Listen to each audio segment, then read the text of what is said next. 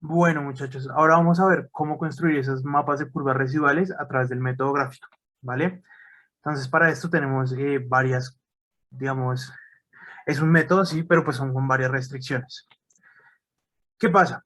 Que a partir de toda la evidencia experimental que se han hecho a través de los años, a partir de todos los experimentos, de toda la teoría, de toda la literatura, se encontró que en las mezclas ternarias, es decir, cuando tú tienes una mezcla de tres componentes, hay como máximo tres azeotropos binarios y un azeotropo terciario siempre.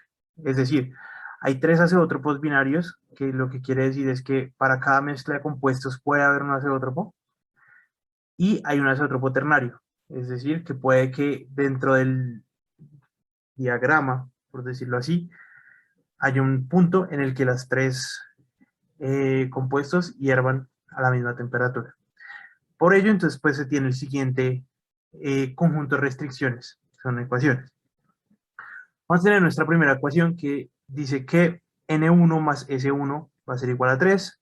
Luego tenemos nuestra segunda ecuación que dice N2 más S2 es igual a B, que tiene que ser menos igual a 3. La tercera, N3 más S3 va a ser igual a 1 o 0. Entonces vamos a ver qué significa ese N, qué significa S, qué significa ese B. N va a ser el número de nodos estables o inestables. Como les mencioné en el video anterior, un nodo estable es aquel, les voy a mostrar otra vez, al que llegan todas las curvas residuales. Un nodo inestable es aquel que sale en las curvas, y una silla es en el que ni llegan ni salen o llegan y salen. ¿Sí? Entonces, el n va a ser el número de nodos, ya sean estables o inestables. El s va a ser el número de puntos de silla. El b va a ser el número de azeótropos binarios que tengamos. Y el 1, 2 y 3, o el subíndice, va a ser el número de componentes. Es decir, si estamos hablando de N1, vamos a hablar de nodos estables o inestables en un componente 1 que va a ser puro. Si es N2, va a ser nodos estables o inestables en un componente binario, y 3 va a ser en un componente terciario. Entonces digamos que S3 va a ser sillas terciarias, N3 sí, nodos terciarios, N2 va a ser nodos binarios, S2 va a ser sillas binarias y así, ¿vale? Y los señores Doherty y Perkins también nos dieron otra relación topológica entre N y S, que básicamente está relacionada con esta ecuación. Y a partir de esas ecuaciones, pues vamos a calcular cuáles de nuestro diagrama, de nuestro ejercicio, cuáles van a ser sillas, cuáles van a ser nodos y demás, ¿vale? Entonces, ¿cómo vamos a construir ese mapa? Entonces vamos a tomar un ejemplo claramente. Vamos a construir un mapa de curvas residuales para componentes puros L, I y H, cuyos puntos de ebullición son los que se muestran ahí y tienen tres azeótropos. Entonces el primer paso, digamos, sería dibujar los puntos de composición para los azeótropos binarios y ternarios y agregar etiquetas de sus puntos de ebullición. Eso va a determinar el valor de B. Ya sabemos que B, como les dije anteriormente, es el número de azeótropos binarios. Entonces yo ya sé que tengo tres azeótropos binarios, entonces pues tengo tres azeótropos binarios, sí, y uno terciario. Entonces pues lo que hago es simplemente investigar, ver si no me lo dan, pues yo investigo qué temperatura, con la temperatura de ebullición a la presión a la que estoy manejando, lo puedo mirar en Aspen, demás, eh, y pues ya vamos a tener, digamos que etiquetados todos nuestros azeótropos. Recuerden que los cuadrados son azeótropos, si están dentro de la línea de los componentes puros, pues son binarios. Tenemos tres binarios y vamos a tener uno terciario. ¿Listo? Bueno. Ahora, ¿qué es el primer paso que tenemos que hacer? Para cada par de especies adyacentes, dibujar flecha en los bordes del triángulo en dirección creciente de la temperatura. Es decir, ¿cuál es una especie adyacente, por ejemplo? Adyacentes que están pegadas una a la otra. Este azeótropo con este componente puro, este azeótropo con este componente puro con este azeótropo con este componente puro y así. Entonces, ¿qué es lo que nos están diciendo? Nosotros antes teníamos el diagrama, el triángulo como pues, normal. Está diciendo, únanlos, pónganle una flecha en dirección de la mayor temperatura, o sea, de 80 a 90, la mayor temperatura es 90, entonces va hacia arriba. De 80 a 120, la mayor temperatura es 120, entonces va hacia arriba. De 105 a 120, la mayor temperatura es 120, hacia este lado. De 105 a 110, la mayor temperatura es 110, hacia este lado. Y bueno, así básicamente con todas, ¿vale? Entonces eso nos va a dar exactamente esto mismo. Entonces vean cómo están las flechas acá. Ese es nuestro primer paso. ¿Y qué podemos determinar con esto? el tipo de punto para los componentes puros, es decir, para este de acá y este de acá. Teniendo pues en cuenta la figura 1 de los patrones que ya se las acabo de mostrar. Entonces, vamos a clasificarlos. Sabemos que y empecemos por este punto de acá. Este es en este 110, acá la primera flecha llega al punto, pero la segunda sale del punto. Es decir, vamos a tener una silla. ¿Vale? Ahora vamos al 120. En el 120 esta flecha llega, por lo cual vamos a tener un nodo estable. Y ahora en el 90 vemos que esta flecha está llegando y esta está saliendo, por lo cual también va a ser una silla. ¿Qué va a determinar esto? Pues los valores para N1 y S1. Que pues en este caso, vean, silla, silla y nodo.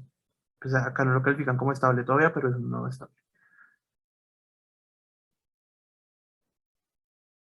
Vale. Entonces, el siguiente paso sería determinar los valores para N1 y S1. Pues ya sabemos que N1, como ya solo tenemos un nodo, pues N1 va a ser 1. Y S1, como tenemos dos sillas, van a ser 2. Tenemos dos sillas puras, entonces S1 va a ser 2. ¿Vale? Ahora, dice, si existe un azeotropo ternario, irías el paso 3, si no, vaya al paso 5. Si esto no existiera, iríamos de 1 al paso 5, pero pues en este caso existe, entonces hay que clasificarlo. Entonces, vamos a, la siguiente paso dice que para el azeotropo ternario, si existe, determinar el punto, pues para el azeótropo.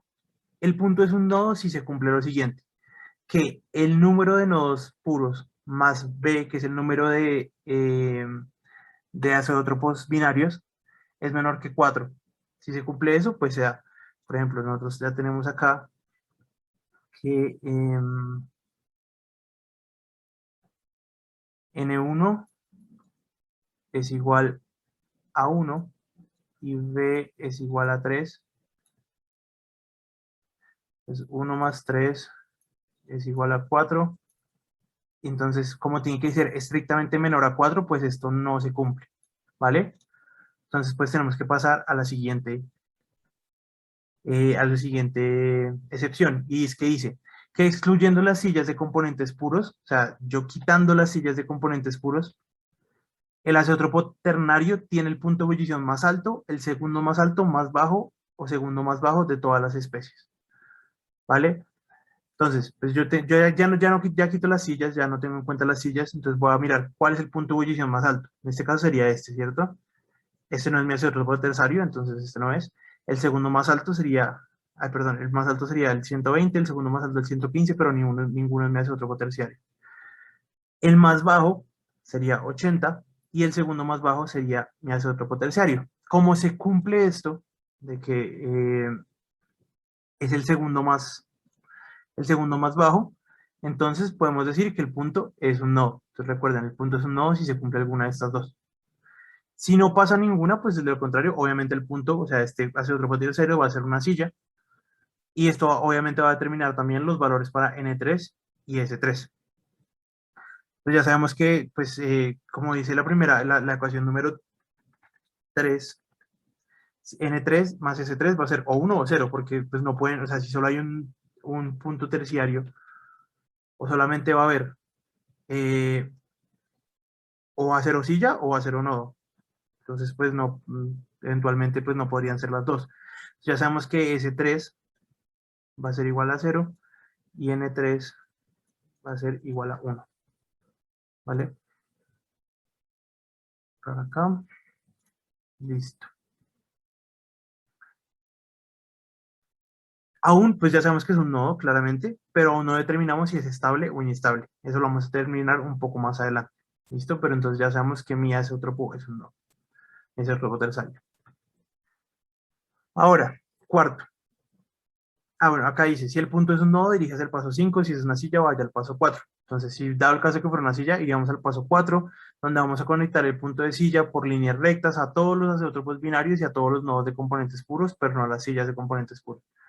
Vamos a conectarlo a todos los azeótropos binarios, pero no a las sillas de los componentes puros. Y dibujar las flechas, como pues, o sea, dibujar como una línea y dibujar las flechas, como ya les había dicho, teniendo en cuenta la dirección del aumento de temperatura. Luego determinar el tipo de punto para cada azeótropo y determinar los valores de N2 y S2, que son los que nos harían falta, verificando obviamente con las ecuaciones 2 y 4, y así pues estaríamos ya terminando el ejercicio, si no hubiera, si el punto si el punto ternario fuera un punto de sí. También se puede dar el caso que si N1 más B, o sea, si el número de nodos más B es igual a 6, entonces hay que hacer algunas verificaciones especiales, pero pues esto es muy poco probable que suceda, por lo cual pues no vale la pena como revisarlo, ¿vale? Entonces ahora dice, si el punto es un nodo, vamos al paso 5, ¿listo? Entonces vamos al paso 5. Dice nodo ternario o sin isótopo ternario. Determine el número de nodos binarios N2 y sillas binarias a partir de 2 y 4. Nosotros ya tenemos el valor de N3, ya tenemos el valor de S3, simplemente lo despejamos de la ecuación 4. Tenemos que N2 pues nos va a dar 1, ¿sí? N3 es 1, S3 es 0 y B es 3, N1 va a ser 1. Después nos va a dar N2 igual a 1. Y S2, pues por la otra ecuación, nos va a dar que es 3 menos 1, o sea que nos va a dar 2, ¿vale? Entonces vemos que esta ecuación, la de N2, la sacamos de acá, de esta relación, donde despejamos N2, y para el S2 simplemente utilizamos esta relación, ¿vale?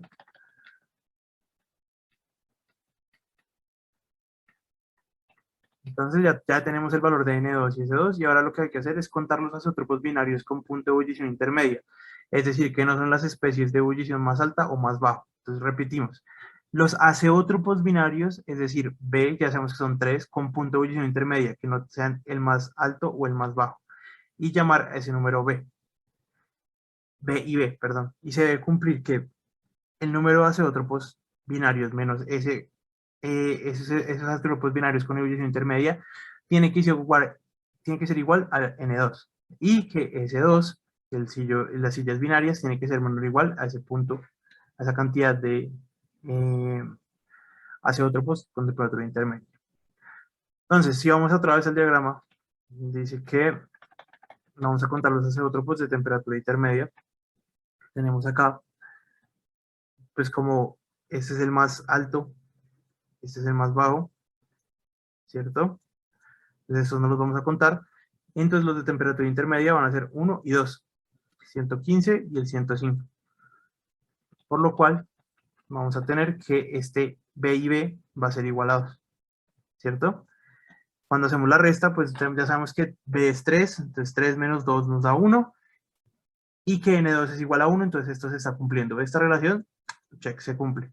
Y ahora vemos la de S2, tenemos que S2 ya por esta ecuación nos había dado 2, y es menor o igual a B y B, es decir, 2 es menor o igual a 2 y se cumple. Entonces también ya está checa. ¿Qué pasa si no, o sea, si alguna de estas dos relaciones no se cumple? Lo más probable es que uno o más puntos de división puedan tener un error, porque esto se tiene que cumplir siempre sí o sí, o sea, estas dos relaciones se tienen que cumplir, perdón. Entonces, bueno, acá pues lo que les decía ahorita, tapamos los dos puntos y simplemente llegamos a concluir que pues son 2, el B y B es igual a 2. Seguimos al paso 7. Si el número de sillas binarias es diferente que el número de azeótropos de ebullición intermedia, este procedimiento no puede determinar un único mapa de curvas residuales. Es decir, pues nos va a dar un montón de mapas de curvas residuales posibles. Sin embargo, cuando este S2 vaya a ser igual a este B y B, va a existir una solución única, con la cual pues la vamos a complementar con este paso 8, ¿vale? Pues acá obviamente, como ya nos dio antes que S es igual, S2 es igual a B y B, entonces pues sabemos que la solución es única, es decir, solo vamos a tener una única solución pues para nuestro diagrama, ¿vale?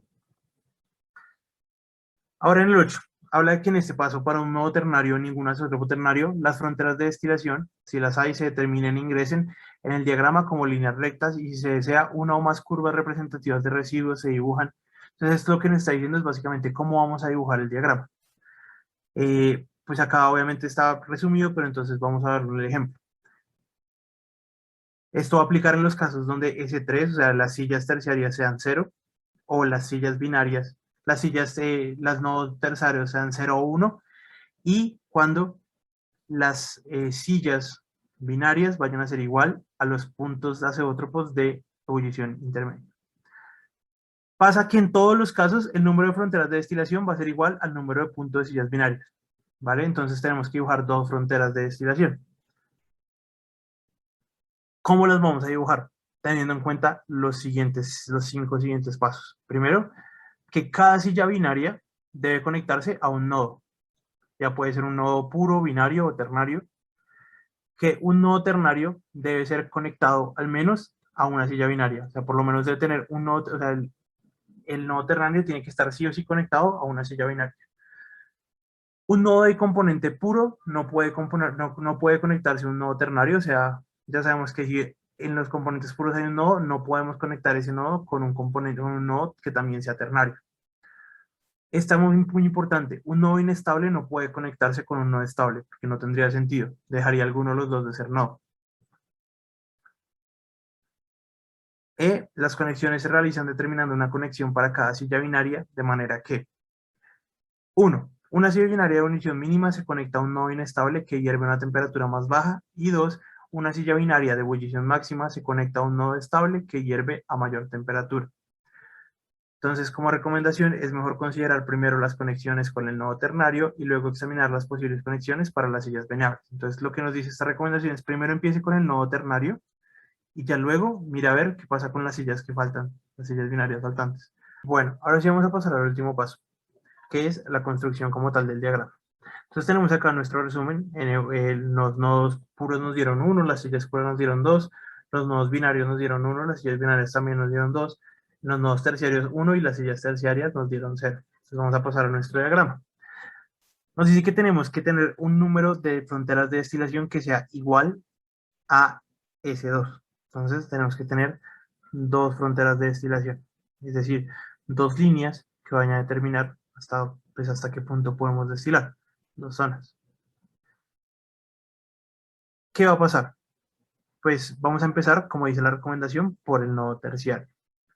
Y pues lo que les recomendaría yo hacer es pues algo así como un ensayo de error. ¿Qué pasa si yo conecto estos dos, 100 y 80? Lo que va a pasar es que básicamente, pues por el tema de temperatura, la flecha me va a caer para este lado y voy a tener conectado un nodo inestable con un nodo, o sea, un nodo, sí, o sea, este me va a quedar como un nodo inestable y este me va a quedar como un nodo estable, cual no, pues no es posible debido pues a las relaciones que ya habíamos hablado. Por otro lado también, pues si hacemos eso, sabemos que nos quedaría acá un nodo inestable, ese también sería un nodo inestable y acá también sería un nodo estable y pues necesitamos dos sillas. Entonces, en realidad, pues esto no es lógico. Si los uno acá, va a pasar algo muy parecido y es que en este 115 me va a quedar como un nodo estable, mientras que el 80 me va a quedar como un nodo inestable. Entonces, de un nodo inestable y pues, el 105 también como un nodo inestable. Entonces, pues tampoco, o sea, ninguno quedaría como una silla. ¿Qué pasa si lo conecto al 105? El 100 me quedaría como, pues, yo tengo el 100 que es un nodo, ¿sí? El 105 me quedaría como un punto de silla.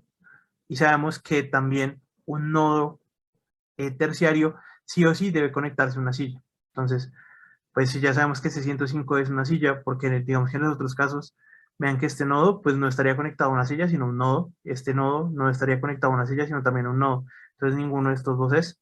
En realidad la solución pues sería la de abajo. Ponen a pensar. Acá vamos a tener que este punto va a ser una silla y pues se va a cumplir esa relación. Ahora, ¿qué debemos hacer? Pues debemos ver, esa es una de nuestras dos fronteras. Ahora vamos a ver cómo vamos a dibujar la otra. ¿Qué nos dice el, digamos que estas recomendaciones? Digamos que, bueno, ya cada silla binaria debe conectarse a un nodo, componente puro, binario terciario. Ya tenemos que una de nuestras sillas está conectada a nuestro nodo terciario, nos hace falta otra. Un nodo ternario debe ser conectado al menos a una silla binaria, ya lo tenemos. Un nodo de componentes puros no puede conectarse a un nodo ternario, no tenemos nada conectado. Entonces, pues dice, un nodo inestable no puede conectarse con ese y las conexiones se realizan terminando una conexión para cada silla binaria. Y entonces vamos a seguir esta de acá. ¿Qué pasa? Voy a empezar a conectar. Pues esto, no lo, esto ya con esto está conectado, ya con esto está conectado, lo podríamos conectar o con el 80 o con este componente puro con el 105, porque ya con el 100 pues ya no se puede. ¿Qué pasa si lo conecto con el 80? Esto me da que vamos a tener que el 80 es un nodo inestable porque todas las flechas están saliendo y el 115 es un nodo estable, por lo cual no se puede.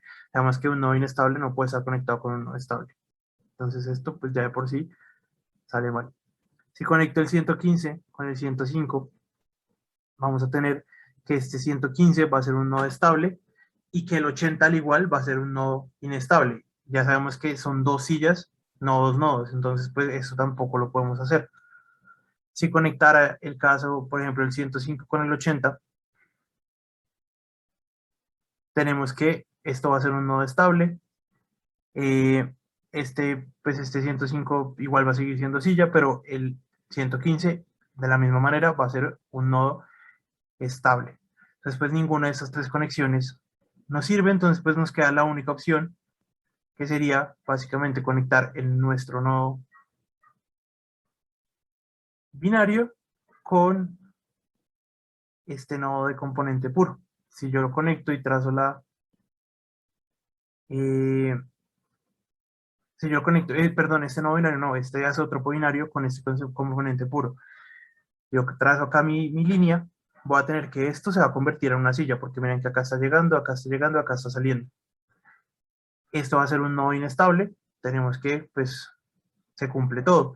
Ya sabemos que no, hay un nodo estable que sería el 120, hay dos sillas, hay un nodo puro, perdón, que sería el 120, hay dos sillas puras que sería el 110 y 90, hay un nodo binario que sería este 80, porque vean que las dos líneas salen de acá, y hay dos sillas binarias que serían estos dos, y hay un nodo terciario que sería mi 100, ¿vale? Entonces, pues ya teniendo esto, pues ya podemos decir que simplemente construir las curvas residuales. Ya tenemos nuestras dos fronteras de destilación, que serían básicamente estas dos. ¿Cómo construir las curvas? Las curvas siempre van de un nodo estable, de un nodo inestable, perdón, hacia un nodo estable, sin cruzarse ninguna de las dos fronteras de destilación, ¿vale? Entonces, por ejemplo, tenemos acá, que acá pues, tenemos un nodo estable, perdón. Ya sabemos que este 100 va a ser un nodo, pues sí, inestable, porque pues están saliendo las curvas de ahí, o sea, ya está saliendo esa flecha de ahí. Entonces, de un nodo inestable siempre va a ir a un nodo estable, que sería el 120, porque todas están llegando ahí. ¿Qué otros nodos estables tenemos acá? Ningún otro, ¿vale? Entonces, todas las curvas residuales van a tener que llegar ahí. Pues obviamente se pueden dibujar cuantas curvas quieran. Entonces podrían dibujar otra acá, podrían dibujar otra acá, podrían dibujar otra acá, pero que respete las fronteras de destilación. Es decir, no pueden dibujar, voy a borrar acá para mostrarles. No podrían eventualmente dibujar algo así, porque vean que acá tienen una línea de destilación que no pueden sobrepasar, ¿vale? Y pues lo mismo, o sea, lo mismo en el otro lado. O sea, no se pueden pasar, como por ejemplo así, pues no tendría sentido porque esas son líneas de destilación. Y pues en el otro lado las curvas tienen que ser de, como les dije, de un nodo inestable a un nodo estable, por lo cual pues tenemos que este es mi único nodo inestable de este lado, entonces vamos a pasar a mi nodo estable, así, pasando por los puntos de silla. Vean que todos los puntos de silla pasan ahí por ahí las curvas residuales. Hay una que va a pasar así, va a ser así, pero se va a quedar dentro de la zona de destilación y así, algo así. ¿Vale, muchachos? Entonces, pues ya dibujarlos es, digamos, o sea, dibujar las curvas es lo más sencillo, siempre de un nodo inestable a un nodo estable. O sea, de un nodo inestable a un nodo estable. Y listo. Ahí tendríamos ya todo cómo hacer pues este método gráfico.